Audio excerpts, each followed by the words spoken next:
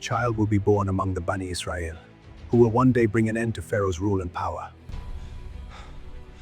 Are you free? Iceland! ये कहानी है मिस्र के उस दौर की जब एक इंसान ने अपनी ताकत के घमंड में खुद को खुदा कह दिया था। उसका नाम था फिरौन। मिस्र उस वक्त दुनिया की सबसे ताकतवर सल्तनत थी। बुलंद महल, सोने से जगमगाती दीवारें और नील के किनारे बसी हुई एक अजीम रियासत। लेकिन उस चमक के पीछे एक गहरा अंधेरा छुपा हुआ था। मिस्र की दीवारें सोने की थी, मगर उनकी बुनियाद खून और आंसुओं पर रखी गई थी। फिरौन सिर्फ हुकूमत नहीं करता था, वो लोगों की जिंदगियों का फैसला करता था। कौन जिंदा रहेगा और कौन जमीन के नीचे दफन होगा, ये सब उसके एक हुक्म पर तय होता था।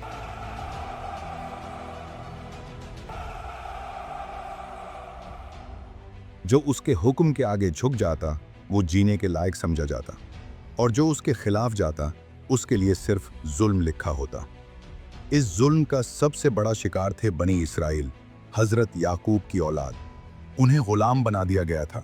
सुबह से शाम तक उनके हाथों से पत्थर उठवाए जाते, शहर और महल बनवाए जाते थे, और जब रात होती तो भूख, थकन और जख्मों से भरा जिस्म जमीन पर गिर जाता, जैसे जिंदा लाश। औरतें जलील की जाती थीं, मर्द जंजीरों में जकड़े रहते थे, और बच्चे माँ की गोद से तलवार की नोक पर छीन लिए जाते थे। मिस्र की हवा में माँओं की चीखें बसी हुई थी, लेकिन फिरौन के कानों तक सिर्फ अपनी ताकत की आवाज पहुंचती थी। उसे डर था इस बात का कि बनी इसराइल की तादाद बढ़ रही है। एक रात जब फिरौन अपने सोने के तख्त पर सोया, उसने एक खौफनाक ख्वाब देखा। उसने देखा कि पूरा मिस्र आग में जल रहा है और सिर्फ बनी इसराइल के घर महफूज हैं। सुबह होते ही फिरौन ने अपने जादूगरों और दानिशमंदों को बुलाया। उन्होंने कहा, Great Pharaoh, a prophecy has come to us. A child will be born among the Bani Israel.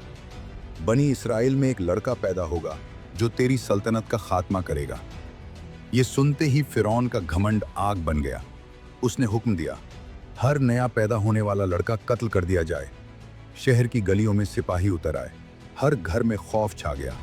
माएँ अपने बच्चों को छुपाने लगी, और इसी जुल्म के अंधेरों में एक रात हजरत मूसा पैदा हुए। उनकी वालदा का दिल कांप उठा, मगर अल्लाह का हुक्म आया, इस बच्चे को टोकरी में रखकर दरिया के हवाले कर दो, मैं उसकी हिफाजत करूंगा। आंखों में आंसू और दिल में यकीन लिए माँ ने अपने लाल को टोकरी में रखा और दरिया के हवाले कर दिया। हजरत मूसा की बहन दूर से उस टोकरी का पीछा करती रही। बहती लहरों के साथ वो टोकरी आखिरकार फिरौन के महल तक जा पहुंची, और यहीं से तारीख का सबसे बड़ा मोड़ शुरू होता है। बहती लहरों के साथ हजरत मूसा की टोकरी आहिस्ता आहिस्ता आगे बढ़ती रही, और किस्मत उसे सीधा मिस्र के सबसे बड़े दुश्मन के महल के दरवाजे तक ले आई। महल के अंदर जब फिरौन की बीवी हजरत आसिया की नजर उस टोकरी पर पड़ी तो जैसे वक्त ठहर सा गया। टोकरी खुलते ही एक मासूम चेहरा, एक हल्की सी सिसकती हुई आवाज, और हजरत आसिया का दिल उस बच्चे के लिए पिघल गया। उन्होंने उसे अपनी गोद में उठाया और कहा, ये बच्चा मेरी आंखों की ठंडक बनेगा। जैसे ही हजरत मूसा की आवाज फिरौन के कानों तक पहुंची, उसका चेहरा गुस्से से सुर्ख हो गया। वो भड़क उठा, लेकिन हजरत आसिया ने हौसले के साथ कहा, इस मासूम को कत्ल न करो, ये मेरे और तुम्हारे लिए आंखों की ठंडक बन सकता है। अल्लाह का फैसला तो पहले ही लिखा जा चुका था। दरबार में हजरत मूसा दूध के लिए रो रहे थे, मगर जो भी दाया बुलाई जाती वो दूध कबूल ही न करते।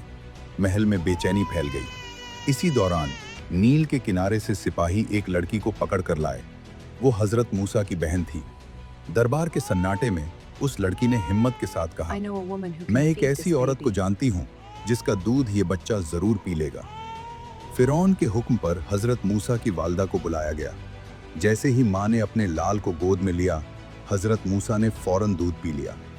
अल्लाह का वादा पूरी शान के साथ पूरा हुआ। यूं हजरत मूसा अपनी ही वालदा के पास मुकर्रर कर दिए गए और फिरौन के महल में हिफाजत के साथ परवरिश पाने लगे। जिसे फिरौन खुद अपनी निगरानी में बड़ा कर रहा था, वही एक दिन उसके जुल्म के तख्त को हिला देने वाला था। वक्त गुजरता गया। हजरत मूसा जवान हुए। अल्लाह ने उन्हें ताकत भी अता की और हिकमत भी, मगर मिस्र का जुल्म अभी जिंदा था। वक्त गुजरता रहा। मिस्र की गलियों में हजरत मूसा अब जवान हो चुके थे। अल्लाह ने उन्हें जिस्मानी ताकत भी अता की थी और समझ, हिकमत और इंसाफ भी। मगर मिस्र का जुल्म अभी भी वैसा का वैसा था। एक दिन जब शहर पर दोपहर का सन्नाटा छाया हुआ था, हजरत मूसा मिस्र की गलियों से गुजर रहे थे।